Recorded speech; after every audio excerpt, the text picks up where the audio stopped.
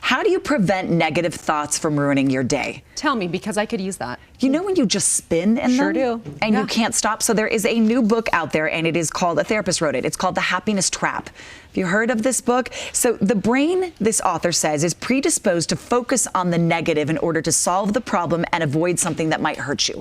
So if you start thinking negatively, the brain latches onto that thought because it wants to fix it, and you can't let go of it. So have you ever had some of these thoughts?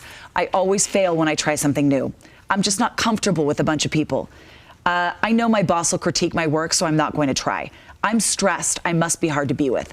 When you talk to yourself like that, whether you say that out loud or not, your brain immediately sets to work trying to fix the problem, and it will spin until it does. Yeah. Well, it is a reality that might not be true. You have already convinced yourself in your head, and then it becomes a self-fulfilling prophecy. Ooh, that is so true. I was talking to a friend of ours, I won't say who it is, but a close friend of ours, who we think is just the coolest and has it together and is successful and talented and all the things. And he said his internal dialogue is so bad and it's so mean, and the way he puts himself down constantly. And I said, you know what's so interesting is that no one from the outside sees that. We all have this totally different reality going on in our heads, in our hearts, in our experience. And so often it's not what the perception is. And he's like, I'm working on it. I'm working on changing the self-talk to more loving, more positive, affirmations and words, but it is hard, and it's just surprising to think that other people are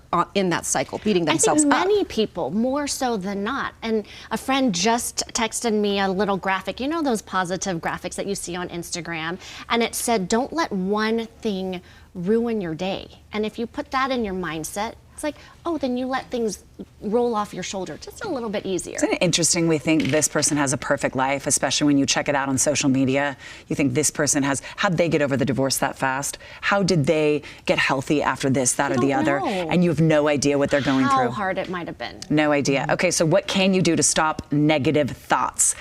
This is in this book. First of all, you record examples of what you are saying to yourself. Write it down.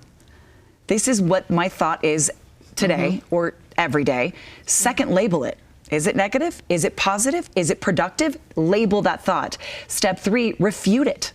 Prove it wrong. Write down what proves that thought wrong. So now, you're documenting everything. Your brain's looking at it. It's thinking about it a different way. 4th, act like a wiser you. Be a close friend in the situation. Give yourself that same good advice. If Dina said that to you, what would you say to Dina?